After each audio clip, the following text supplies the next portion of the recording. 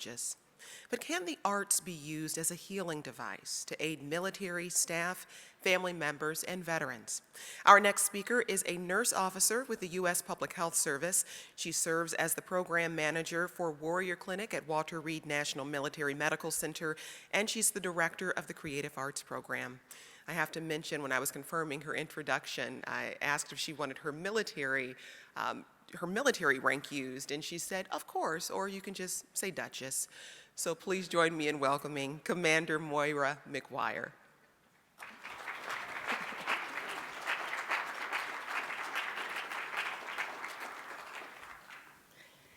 Good morning. So I wanted to start out by saying that the military generally says that they do more before 10 a.m. than most people do all day. After last night's event, I can honestly tell you that it was not this morning. And I am a little tired. So good morning. I do work at Walter Reed National Military Medical Center and serve as the program manager of the Warrior Clinic there. We coordinate care for all of the wounded, ill, and injured service members. And I've been there actually a little over a decade. I do want to say that the views that I express today are mine and mine alone. I cannot say that enough. They in no way represent the DoD. Many people may not be aware, but the DoD is actually the largest employer of musicians in the country. With the ceremonial bands, excuse me, for all of the branches, they spend a lot of money on musicians. They're generally used for morale, for recruitment. And so a lot of my work has been in moving the arts from that arena into healthcare. So the DoD also has the diversity issue taken care of. Over 25% of the DoD is comprised of minorities. And so what I focus on is not diversity in the arts, but diversity of the arts, and how we use them to help deal with some of our key health issues. So my journey actually started a long time ago, and I was a little saddened to see that the piano was gone, because I was going to play for you. Not really. I could have, but it would have been horrible. So I actually grew up underneath a piano. And my dad did a tour as a merchant marine, and then did 2 tours as a Marine at the end of World War II and then during Korea. And when he finished his service, he went to school and studied voice and was an opera singer. He taught at Catholic University for 45 years. He met my mother there, and she got her undergraduate degrees in speech and drama. She's a painter, she's a pianist. And so our life was, my dad would teach at home on Saturday, so I'd wake up in the morning to, La Boheme, and my sister and I would play underneath the piano. I don't know what my brothers were doing, and I still don't know what they were doing, but that's where we would play all day long, just listening to the students. And my mom at night would bring her guitar and, play songs for us to put us to sleep, and it was absolutely magical. And I kind of assumed that everybody had it. And it wasn't until I got older that I realized a lot of people really didn't have that experience at all. So fast forward a little bit, I go into nursing, and I put on a uniform, which, going through Catholic schools your entire life is not a foreign thing. We're very accustomed to uniforms. We're okay with them. And so I, start working in healthcare, and I mentioned to people, I play several musical instruments, not with any level of proficiency anymore, but we all had to take piano, violin, harp, flute, all of it. Irish dancing, the ballet. And I would often get, oh, that's nice. Like, wow, that's nice. And then in the public health service, actually 13 years ago, we started a choral. Well, we started a music ensemble, and I led the choral ensemble component of it for 13 years. And so I would say to people, wow, you know, we have a choral ensemble, I lead it, we do all kinds of ceremonial performances and concerts on the mall. Oh, that's nice. And then all of a sudden I was like, whoa, hold on a minute. So not only did these people not have the magical, you know, upbringing that I had, but they don't even get it. Like, they think this is nice. This isn't just nice. This is like kick-ass. This is amazing, amazing stuff. And so I thought, okay, something needs to change. So about 10 years ago, I started an art show at what was then the National Naval Medical Center. And so I got some of the same responses. Art in the military, oh my God. You know, nobody's gonna submit artwork. Nobody's gonna come to the art show. What are you thinking? But undeterred, I put my blinders on and we did an art show and it was amazing. This past October, we just had our 10th annual art show. So somebody's crazy, but it's not me.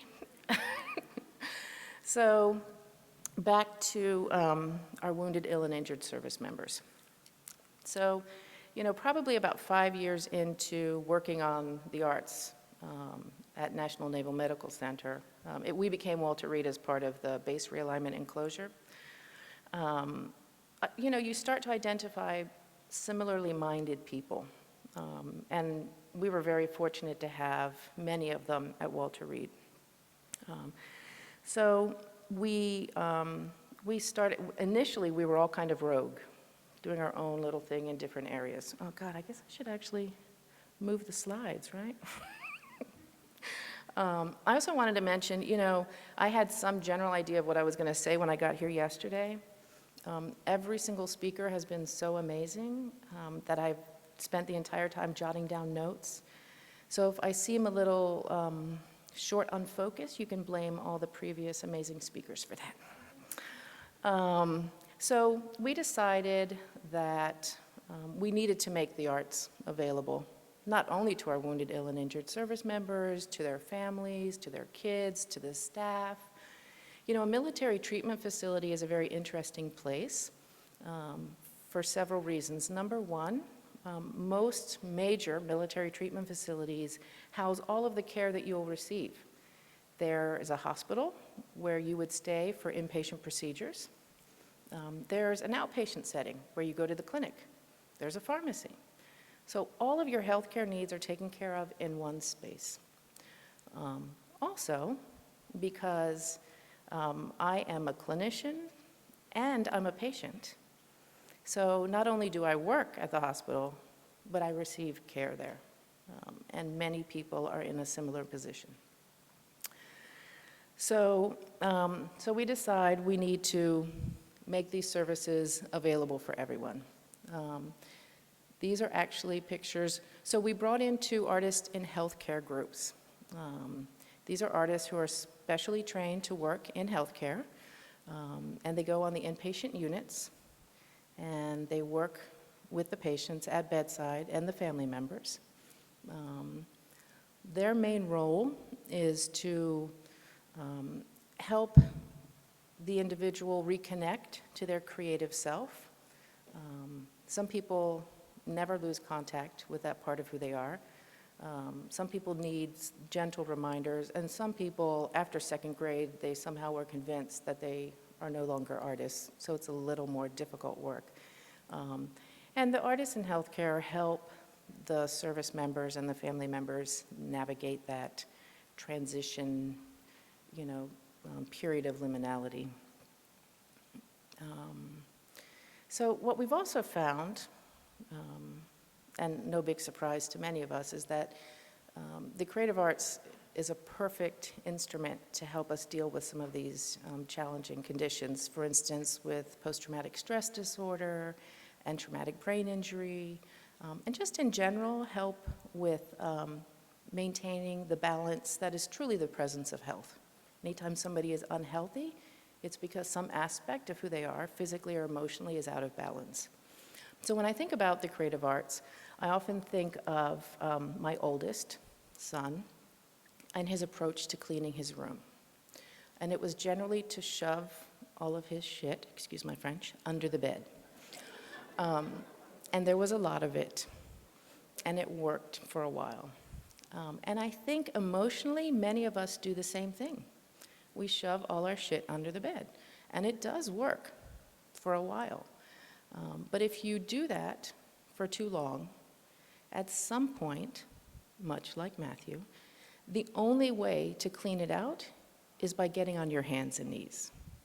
And we don't want to bring people to their hands and knees. So the creative arts is a perfect opportunity to every once in a while pull something out, take a look at it. Is it clean? Do the sniff test. Dirty pile. Oh my God, I've been looking for that. It's perfect. And it works on all of our populations, young, old.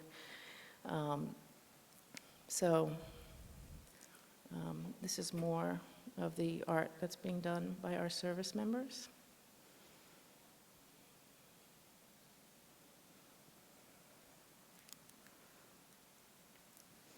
So back in November of 2011, there was a group of individuals who decided that, hey, why don't we bring people together who are working in the arts and working in the military and have a summit, see what they're doing, talk about stuff. And we did that. We actually partnered with Americans for the Arts. We collaborated with Americans for the Arts and what was then the Society for the Arts and Healthcare. And we held a day-and-a-half summit at Walter Reed, and it was immensely successful. And it was so successful that people said, we have to do this again. And we thought, okay, maybe we should do it again. And we did do it again. And we, through our collaboration with Americans for the Arts, established the National Initiative for Arts and Health in the Military. We've actually had 3 national level convenings. That first summit in 2011, we had a leadership roundtable at the Kennedy Center in November of 2012, right after I got back from my deployment to Sandy. And then we had our second national summit last April in the middle of the government shutdown. So I cannot overemphasize how determined we are. We feel as though we've been challenged in many ways, and we are just patiently perseverant. And we will have our third national summit this year. So at Walter Reed, we have our artists in healthcare working on the inpatient units. We have music rehab programs. And we have people who actually work with our amputees to kind of navigate their new prosthetics and regaining either musical skills that they already had, or if they want to learn new skills. We have a neurologic music therapist who actually works at Walter Reed and at the NICO, which is the National Intrepid Center of Excellence. We have poetry and writing classes, and we have a cadre of volunteer artists. We actually have creative art therapists, one at the military treatment facility and one at NICO, and it has been amazing. We actually also have recently, so at Walter Reed is a very large campus, and it also houses the Uniformed Services University of Health Sciences. Last semester, they created a special elective for second-year medical students where they could spend 10 weeks in the creative arts program. So they actually went with the artists at bedside. They went to some of the performances. We have a program called Stages of Healing. That's one of the masks that is done at the National Intrepid Center of Excellence. So we have a performing arts series called Stages of Healing. So the medical students went with the artists. They helped to coordinate some of the performances through Stages of Healing. And I was just at a meeting on Friday, actually, discussing how we can incorporate exposure to the creative arts throughout the entire 3-year curriculum for medical students at USIS, because the benefits are numerous. And one that I often remind the students and the opportunities that I've had to speak with them is that everyone who goes into healthcare goes into healthcare to treat people. And who people are does not reside in lab values or range of motion or gait training. It actually resides in the expressive qualities of the creative arts. And so as clinicians, not only does it make our patients feel better, it makes us better clinicians because we know who the people are that we're there to treat. So it's a win-win situation.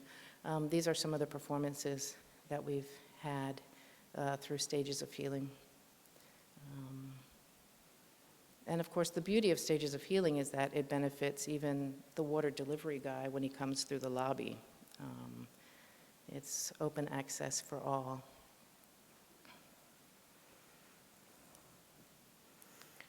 I don't know where I am. Oh, 40 seconds. Okay. So, so people are probably asking, why did Erin and Afa ask her to speak? And I've asked myself that question several times. It could be because of the uniform. I gotta tell you, everybody looks great in this uniform. I don't care who you are. And there's nothing like this to get people's attention. But I actually met them a year ago at an event where Erin and I engaged in dueling banjos of diversity, trying to figure out which one was more diverse. I think I won, by the way, but we'll see. So I often like to present myself as a case study. So as most of you can tell by my name, I am very Irish, was raised very Catholic. My parents taught at Catholic University. We went to all Catholic schools, Knights of Columbus pool in the summer, very, very Catholic. I have 6 children. The 2 oldest ones are Latinos. I actually converted to Islam 10 years ago. My 4 younger children are half Irish and half Ethiopian. They might be the only 4 people on the planet who are half Irish and half Ethiopian. My 2 closest friends are Buddhist, and my other girlfriend converted to Orthodox Judaism. And so while I have anxiety in checking boxes, it's not that I don't acknowledge that I am Caucasian. It's that I feel as though it doesn't represent anything about me. Like when you go home, nobody looks like me. Everybody looks different. When I go to my friend's house, when I'm with my family, everyone looks different. And so, John was mentioning yesterday, he brought up the quote from Warren Buffett, that the penalty has to be great for people to change their behavior or to change their culture. So what if that pain is actually very personal? All right, so, whenever anybody experiences the racism or the bigotry, that you have to come home and look at it in the face. So I think Erin invited me because he and I actually represent the future. That there will come a day when we don't have to do dueling banjos, that we could actually do something else with our banjos, or that, the incidence of people like us is not rare, it's actually very common. And that you would look at somebody's last name, McGuire, and you could still say, wow, tell me about you, because I don't know anything about you. So that is my hope. I've gone way over time, and I thank you very much.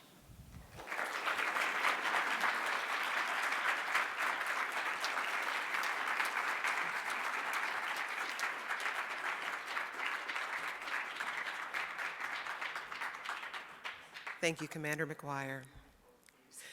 Our final featured speaker for SphinxCon is a very familiar face on television.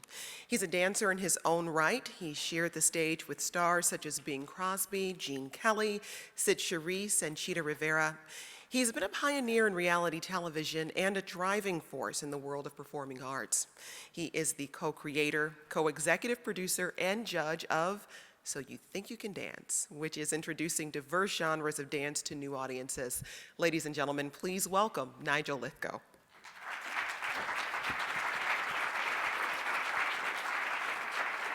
Thank you very much. Thank you. Good morning. Thank you.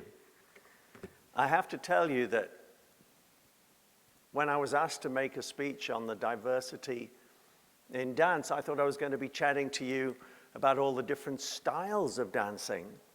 I was going to expound on English folk dancing and explain why English Morris dancers skip around waving handkerchiefs and bang little sticks together. I was going to talk to you about character dancing and thrill you with the finer points of classical Greek dance. You would have been stunned into silence, a bit like you are now, possibly even put to sleep. It didn't enter my head that I was going to be talking to you about racial diversity in dance. I hadn't heard of SphinxCon, didn't know what SphinxCon was, thought I was going to be talking to a group of dancers. So I'm just putting everything into perspective. I've been in your country now for 12 years. I brought American Idol over here. I'm sorry about that. I didn't know who I was going to talk to, and I didn't know what I was going to talk about. So that's putting everything in perspective before I start. Can I ask you a question? Who has seen So You Think You Can Dance? Would you mind just waving at me? Okay, good. That helps. Thank you. Because I guess in my own small part of the dance world, racial diversity is the norm. In fact, on my program, I don't see any racial discrimination whatsoever. The dancers that I audition are of all colors, creeds, races, religions, and even sizes. There are, of course, overwhelming ethnicity differences around the country, generally governed by the socioeconomic demographics of the area. I know if we go to Salt Lake City, we'll get a predominance of white ballroom dancers. Mormons love ballroom dancing. If we go to Atlanta, Chicago, or Detroit, we'll have a great many black hip-hop dancers. While Memphis, just recently, I've been there in the last 3 weeks, it surprised us with contemporary kids of all colors. However, at the end of the day, by the very nature of the program that demands dance diversity, So You Think You Can Dance will have complete racial diversity in its top 20. Color, race, or creed I never thought about on this show, only talent and dance genres. Due to the fact that every dancer has to compete in every style, there's not even any racial dance profiling, which we're tending to get a little bit. Our only thought is to try and get each of the dance genres well represented. I remember at the beginning of season 1, a young black girl came up to me and said, "Only white people will ever win this competition. They are the only ones that will be able to afford dance classes." She overlooked one thing: performance. Dancers who have had difficult times, dancers who can bare their souls, who are prepared to share their life experiences, are far better equipped to express the depth of their feelings and connect with a voting audience. And they connect far more easily than even good technical dancers. Color doesn't come into it. Since the program began, we've had 4 white girls win, 1 Hispanic girl, 1 black girl, 3 white guys, and 3 black guys. Pretty varied group.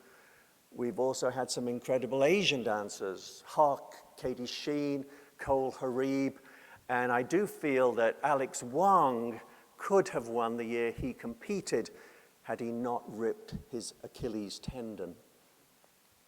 I'm often asked if we purposely put white and black dancers together. Again, we don't think about the dancer's ethnicity, but the strength of their particular dance style. Initially, a good contemporary kid will be partnered with a good hip-hop kid, a tapper put together with a ballroom dancer, and then after the first few rounds, we try and partner everyone with everyone. I believe the ethos of mixing the dance styles and partners has been a major factor in this program's success, and it has been enormously successful. In fact, we've won more Emmys with So You Think You Can Dance than we did with American Idol. Certainly something that has been extremely gratifying for me has been taking young urban hip-hop kids who have never had a lesson in their lives and introducing them into the world of contemporary ballroom and classical ballet. It's inspired them, it's given them a whole new vocabulary in order to express not only what's in their heart, but what is in their soul. On the other hand, can be quite amusing, I must say, to see a well-trained young white girl attempting crump.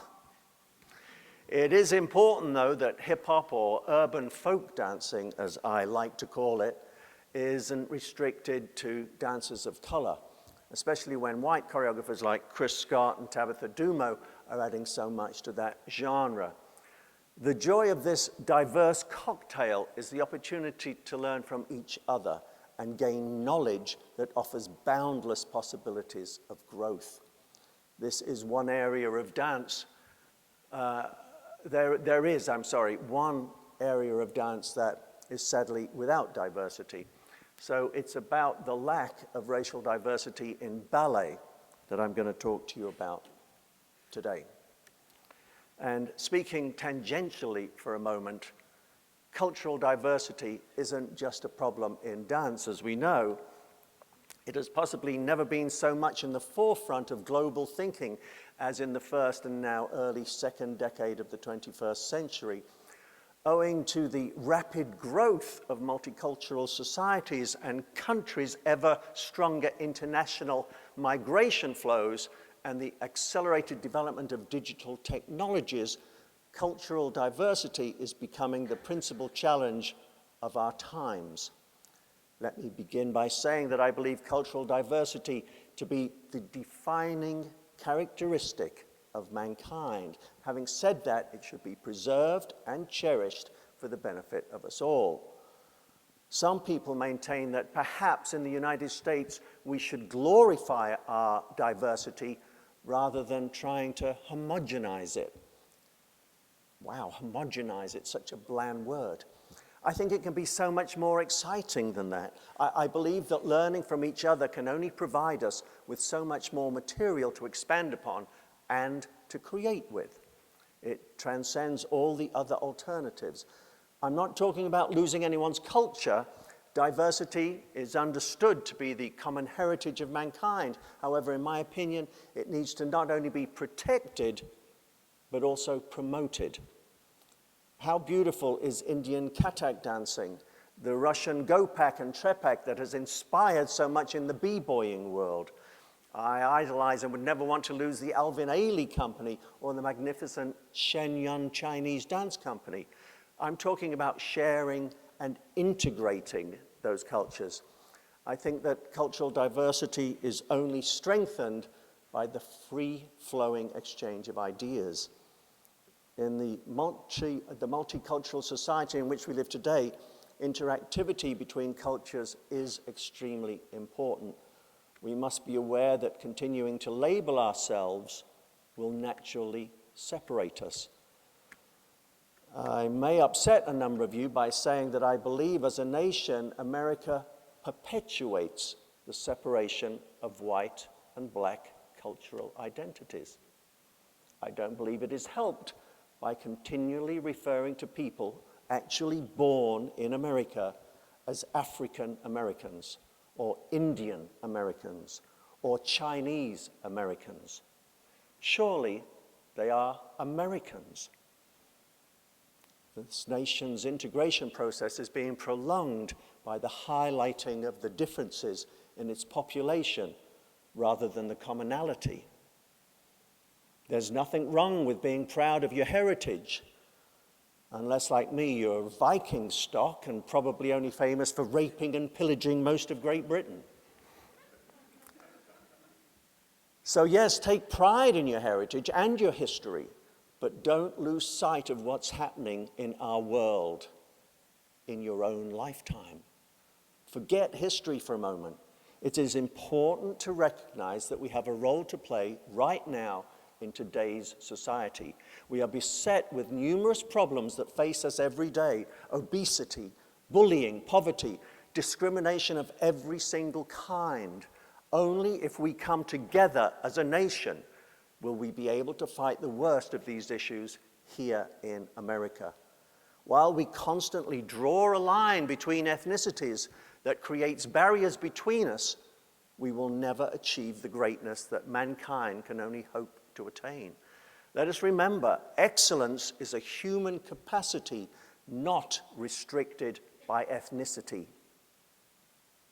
In 1933, Lincoln Kirsten wrote a passionate 16-page letter to his friend Everett Austin Jr., the director of Wadsworth Athenaeum in Hartford, introducing a man named George Balanchine and a dream to remake ballet for America. The plan was to have, and I quote, 4 white girls, 4 white boys about 16 years old, and 8 of the same Negroes. The outcome of that letter was the creation of the School of American Ballet and the New York City Ballet. However, Lincoln Kirsten's plan for student diversity was never realized. And while other minorities have made inroads into classical ballet, the complicated reality of racial inequality still persists, especially for black women.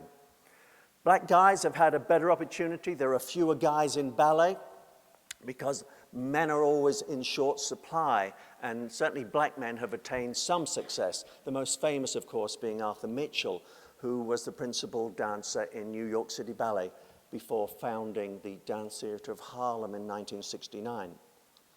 Misty Copeland, who I'm sure you all know, is ABT's, American Ballet Theatre's, 3rd black soloist ever.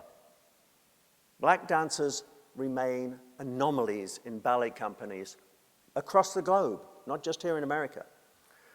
But without principal dancers at major American companies, young black students have no role models. Misty believes she's made a difference by being one of the rare black ballerinas on stage. She was recently with me as a judge on So You Think You Can Dance, and she told me this. She said, for young African Americans to feel that they have a chance to see a brown face on stage, that ballet isn't this white world that's untouchable to them, I think it's so important for them to see me and hear me. Last year, Misty had the lead role in the production of Firebird. The diverse crowd that actually turned out to see her performance surprised everyone. Misty described the night as a pivotal one for not only herself, but for black women in dance. For the first time ever, she said, half the audience was full of African Americans, and I'd never, ever seen that before. Racial diversity is not just going to happen in ballet companies, that much is clear. But we are at a time where attitudes towards race seems to be evolving in this country and across the globe. However, dancers of color are still too few and far between when it comes to ballet.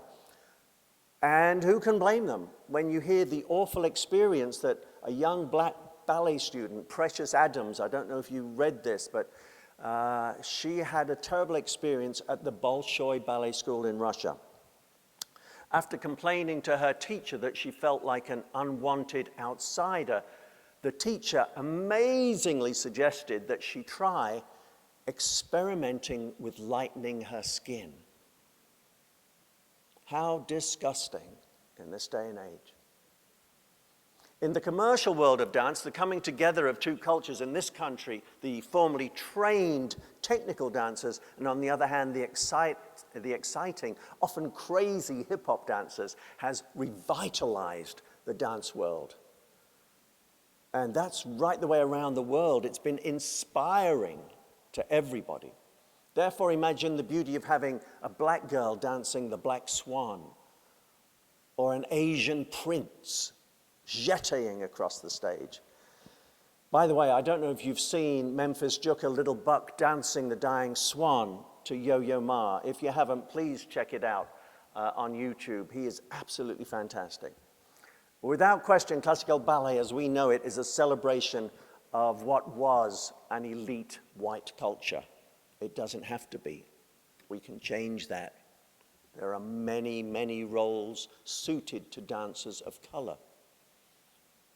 listen, we will only ever have a black swan when we, whites and blacks, let go of the notion that in this cultural divide, ballet belongs on the white side.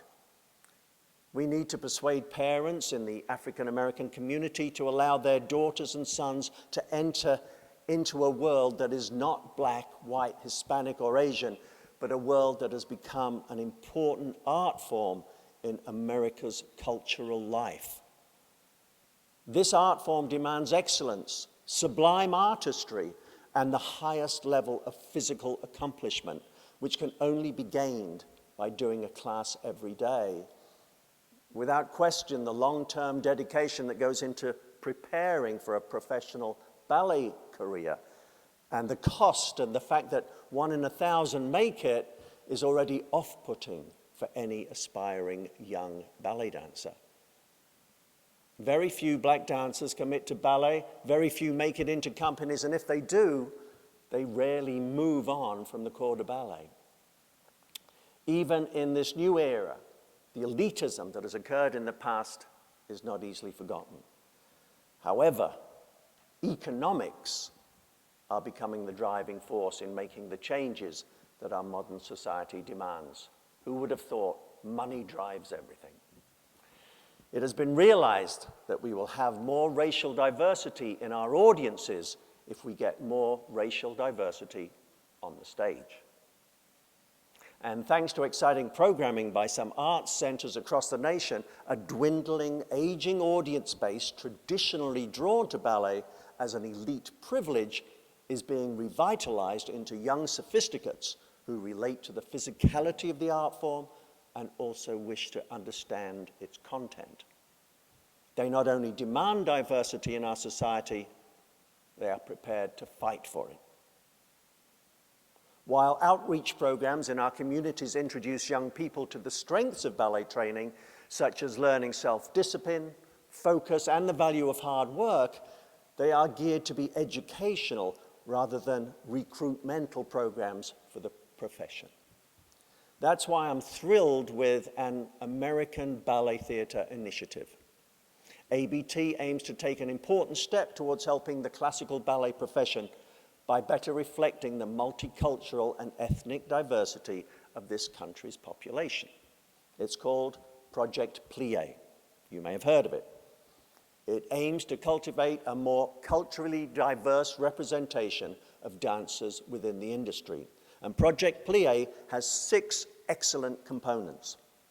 1, ABT will provide scholarships for gifted children of color so that aspiring young dancers have access to high-quality training. 2, scholarships for teachers of color or those who have dedicated their lives to serving communities of color to ABT's National Training Curriculum Certification Program. 3, fellowships for young arts administrators of color so that they can participate in ABT's internship program. 4, ABT are putting together an advisory group to help them figure out how to address the issue diversity in professional ballet. 5, ABT are partnering with a number of professional ballet companies around the country. The goal of these partnerships will be to provide a forum for ballet companies to discuss best practices of working with communities of color and for companies around the country to learn about talented teachers and dancers of color if they have the employment positions open. Finally, and I've got to be honest, most important to me is ABT will create partnerships with the Boys and Girls Clubs of America to provide master classes in their clubs nationwide. And they have something like 4,700 clubs across the country. Now, they will use either ABT staff or one of over 1,000 certified teachers to do an intro to ballet masterclass. In addition to providing enrichment to these children, they will identify gifted children and then provide them with a scholarship to a quality ballet school in their own community. If a student successfully completes their first year of training, they will be eligible to come to New York and participate in ABT's Young Dancers Ballet Workshop on a scholarship. And what I love about Project Plie is the realization that the future is not just about dancers of color. It's about teachers. It's about administrators to help them make the training to help them make the training process more truly diverse. The recruitment of dance teachers from minority backgrounds and adding arts administration fellowships aimed at building up diversity behind the scenes in company management are both excellent initiatives. It will naturally create a diverse environment of the dancer, a comfortable world where dancers of color don't feel marginalized or alienated. Misty Copeland again said to me, it's felt very strange. She started in a Boys and Girls Club and said it felt really strange to come into a ballet company where I was the only black person there. Nobody made me feel bad. I just felt different. And I think if we supply the teachers and the administrative staff, people are going to feel much more comfortable. Rachel Moore, the CEO of American Ballet Theatre, said, "We sincerely believe that diversifying the art form at its training level will strengthen and broaden the pipeline of future artists and help ensure ballet's continued relevance in the 21st century."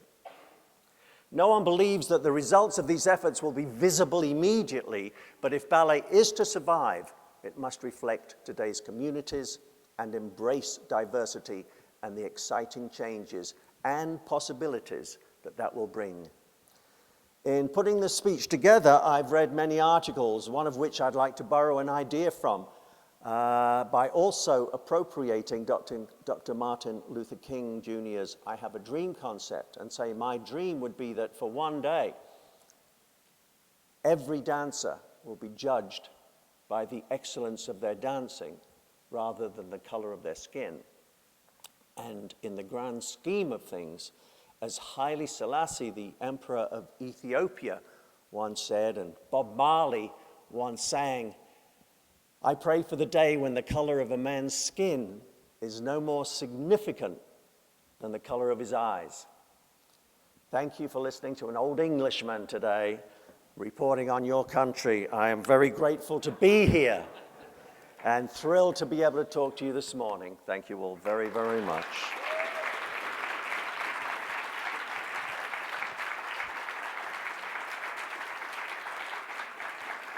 I believe that we have a question and answer. We do. We have time for a few questions. If you have a question, put your hand up and I'll come to you. Here we go. Wow, I made that much of an impact, did I? It's not a question, but sitting right here is a product of Project Plie. Ah, where are you? Oh, hi. Can you say a few words? Can you say, how did it happen for you? Hi, I'm Erica Lal, and Stand up, darling. 2 summers ago, I went to ABT in California's summer intensive program, and then they invited me as a national training scholar to come to their summer intensive in New York, and that was this summer. And then they invited me this year, and I was the first recipient of the Project Plie Award, the Josephine Premis Fails Award. So, Congratulations. thank you. It does amaze me. I mean, I honestly believe, and this might be outrageous to say, but I do believe that the world of ballet has been racist, absolutely racist in the past. They said for many years that black dancers were not the right body shape and therefore could not be in ballet companies. Absolutely ridiculous. Absolutely ridiculous. Everybody knows that every race has different body shapes. Another question? How you doing, Nigel? I'm good, thank you. I have a question concerning hip-hop, modern dance, Yep. contemporary dance. When you look at that in the scale of, as far as African-American males, do you think that the typecasting that goes along with the hip-hop title or modern dance, is that a problem with diversity in dance as well? Well, the big thing for me is I like to call it urban folk dancing because, in truth, it borrows from so much. I mean, I went to South Africa and went into townships there, and they have a dance called the Pansula, which is their version of hip-hop, if you like.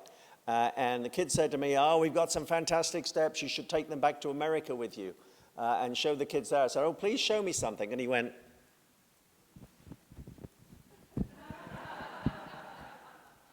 I said, that's the Charleston. And he, oh, no, man, that's Pansula. I said, oh, okay. So we've borrowed, it's amazing how many things come from it. You know, I said in my little speech that the Gopak and the Trepak, which were Russian dancers, a lot of the b-boying that goes on now, the jump over the legs and the cobblers and everything, is Russian. So I think, you know, it's all sort of borrowed and bought. I think what we've got to be careful of is that we don't just associate hip-hop with the black community and ballet with the white community. We really have to share. And what I found on So You Think You Can Dance is that by bringing the two communities together, dancing has literally gone vertical. If you've watched So You Think You Can Dance, you'll see how stronger the dancers have got. And that's because we're giving the opportunity to the hip-hop kids to do the contemporary, and we're given the opportunity of the ballet girls to do the hip-hop. And it just creates an incredible community of, I want to learn this, I want to learn that. Wow, this has expanded my vision of dance. It's given me more vocabulary to perform from. And somehow, the white girls that have had the ballet experience, if you put a piece of music on and say improvise, they're going to do ballet steps. Whatever they do, they're going to do ballet steps. The other kids that have had no experience of learning steps are much more creative.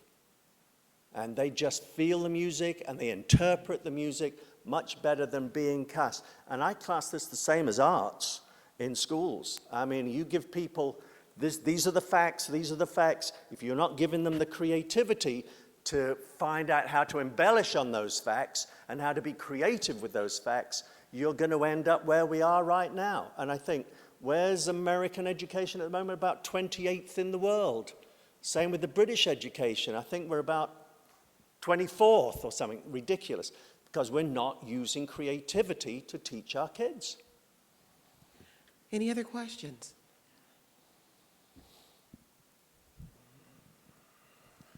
Hi. Well, I don't know how much of a question this is. Might be more of a comment. But I come from a community that doesn't really have a robust offering of the arts. And on the first season of So You Think You Can Dance, a guy from my high school, Jason Williams, was on the show. And I can't tell you how many new individuals became a fan of dances and would actually go in their own community to seek out new opportunities strictly because they saw Jason on TV.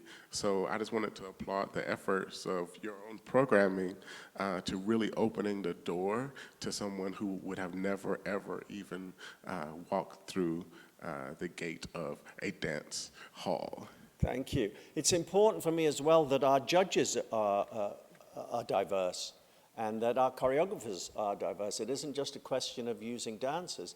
It's showing that everybody in any strata of life should be diverse too. It's also, you know, I've seen a change in dads that have come up to me and said, because dancing now is so athletic, fathers who wanted their kids to be footballers and, you know, the kid wants to be a ballet dancer, that originally would have said, I don't want my kid dancing, are now saying, wow, no, I'm really proud of my kid. He's done this, he's done that, and he's going to join a contemporary ballet company. So very proud of that too. It's amazing how everybody thought any guy that danced, oh, he's got to be gay. Well, it doesn't matter if he's gay or straight. You don't have to label people. You don't necessarily, you know, think, oh, every dancer's gay. You don't go to your dentist and say, oh, every dentist is gay. Why has every dancer got to be gay? It's crazy.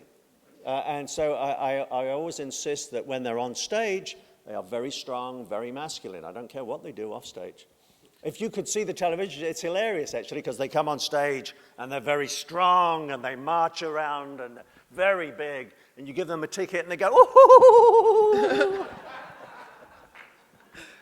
We have time for one last question. Nigel, hi. My name is Bill Doggett from San Francisco, Oakland area. I'm over here back in the back. Hi, turfing. You've got some great dance in there called turfing. Yes, and Black choreographers group in San Francisco is very vital. But also, I wanted to just address something from my attendance at San Francisco Ballet. I'm sorry if there's an echo. It sounds like there is. Helgi Thomasson has done something really incredible to diversify his company, and in fact, in their signature 1915 San Francisco update of the Nutcracker, there's an interracial couple in the pas de deux, which I've never seen anywhere.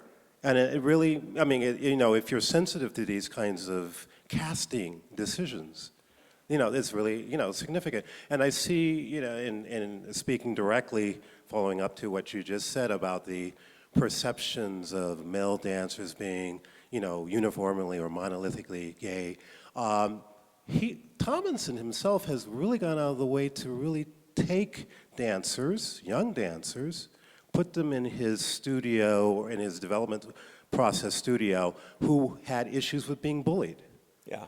And there are a couple of, I think, Latino dancers in particular, young dancers, male dancers, who are just extraordinary on stage. And, you have to kind of give people like Helgi Thomasson really, an applause for making not only the decision to diversify the company, but to understand on another level the social, political impact that he's making. So I just wanted to congratulate you on what you're sharing with us and to also call attention to some of the important work that's being done in the Bay Area around diversity in dance. Well, I want to congratulate you all on the work you're doing with diversity. It's something that, I think, please God, in 20 years' time, we'll all look back on, or if we're still here, and go, wow, just imagine they didn't have black dancers in companies then. What were they thinking?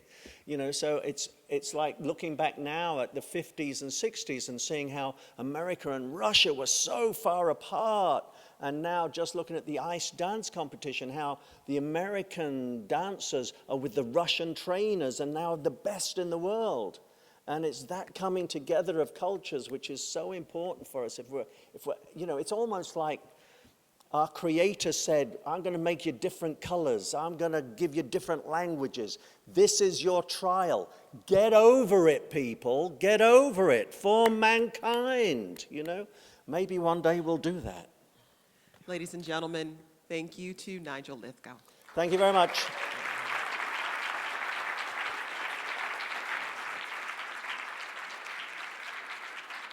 And now to wrap up SphinxCon 2014, please welcome to the stage once again, Aaron Dworkin.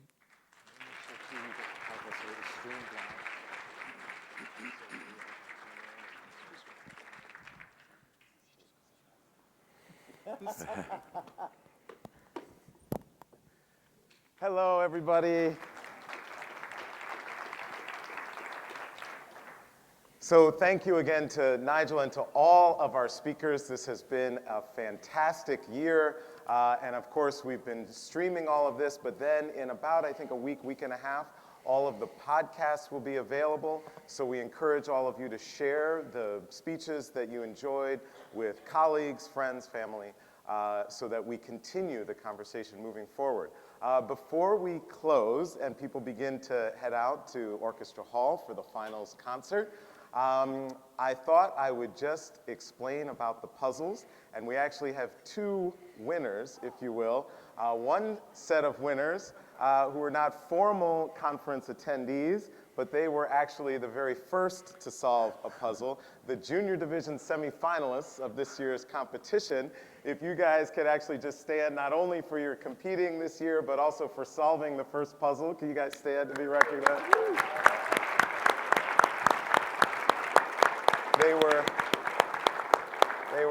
They were highly focused. So thank you guys. But we had one of our conferees who solved one of the puzzles. And so first, I just wanted Mark to introduce himself. Hi, my name is Mark Kent. I'm the Vice President of Education and Community Engagement for the Atlanta Symphony Orchestra. In my pod, I had our good friends from the Houston Symphony and Jason from Fractured Atlas in New York, so it was a great group. So Mark, you were working on the puzzle, and basically you got right towards the end. Oh, we were so excited. And tell us what happened. Well, you know, we finished the puzzle almost, and then we realized that there was a piece of the puzzle missing. And we were like, someone stole one of our puzzle pieces and tried to sabotage our greatness is what's happening here. Or that it's lost and there's no way we're going to finish this puzzle because the piece is just gone. And so I went to Xavier and said, Xavier, a piece of the puzzle is missing. Can we just win? Can we just? And he's like, no. I'm like, but how can we finish the puzzle if we don't have the piece? If the piece is missing, we can never, ever, ever finish it. So can we just win anyway? And he's like, that's part of it. That's part of it. So we went on a sort of a brainstorming session of, okay, what does he mean by this? What's going on? And then it occurred to someone in the pod that when we opened up the box, the bag was open, which means that it had been pilfered. And then we realized that probably the puzzle pieces had been switched among the tables. So I set out on a journey to try and find the missing piece of the puzzle with my colleagues in the other groups. And so before I just ask you about that process, when you guys were just faced with the fact that the puzzle at that point kind of couldn't be completed, what was kind of the sense of, I don't know, either emotion or feelings at the table, or what was your sense? I mean, it was frustrating because, first of all, we felt very powerless that if the piece is gone, we don't have the ability to do this without it being there. So we were frustrated and sort of looking at each other, questioning, what are we going to do? How are we going to complete this? We're never going to win. And then even at some point, well, then let's just forget about it. You know, we'll never win. It's the piece is missing. Let's just give up. And then when you embarked on the journey to try and find, amongst all the pods and people, a single jigsaw puzzle piece, what happened in that process? Well, you know, it was great because we actually had the opportunity to have dialogue and conversation with folks we really hadn't reached out to yet, and to learn a little bit more about who they were. It took a minute to walk up to the table and sort of rummage through their pieces. And once we did that, we found that folks were very intrigued by what we were doing, but it really opened up dialogue for us to learn a little bit more about each other. And I walked away maybe not with puzzle pieces, but oddly enough with business cards. And it was a really great experience. Right. And then when you finally found the piece. Yes, my colleague Nikki Baker from the Atlanta Symphony triumphantly found the piece and brought it back to the table, and we were able to complete it. And it was a great thing for us. And I think because many of us had been through, you know, sort of experiential things before, we certainly talked about the significance of what we had been through. And, you know, the understanding that we have to very often go outside of our own immediate selves or body of folks to get the answers. And that in and of ourselves, we cannot complete the picture.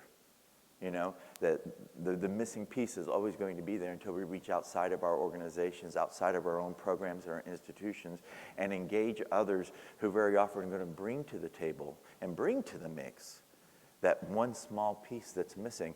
And one thing is certain, is that if you don't get the piece, the picture is never going to be complete. Ever. Ever. Yeah. So aside from $5 iTunes cards for all of the junior division semifinalists and a $100 iTunes card for our conferees who completed it, when we came up with this idea, we had absolutely no idea what was going to happen. We didn't know if anyone would solve it. We didn't know if everyone would solve it. We didn't know kind of what would happen. But obviously, we saw the parallels, and what we wanted to do was try to create a similar situation. Except knowing that the challenges that most of us face and that have been discussed over the past 3 days are far, far more difficult than a jigsaw puzzle. And that for most of the situations that I've heard about where there are challenges in diversity, whatever institution or person is experiencing the challenge, the entire solution is never possible within their own current sphere.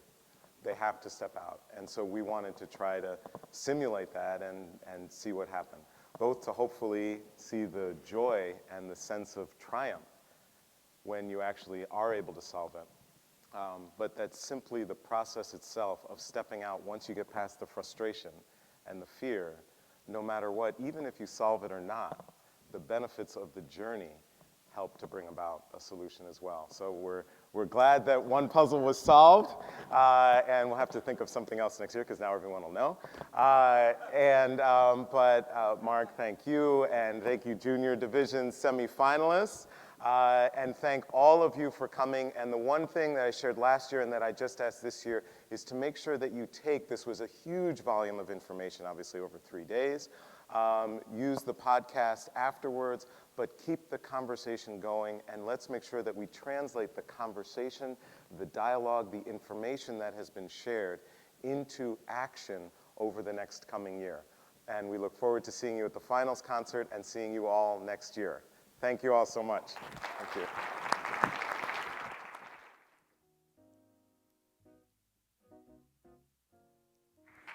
Well, that wraps up SphinxCon for 2014. We want to remind you to please fill out the comment cards in your packets. That'll help us shape SphinxCon for 2015. We'd love to see you at the conference this evening. The Google community page will remain active. You can continue to share your thoughts.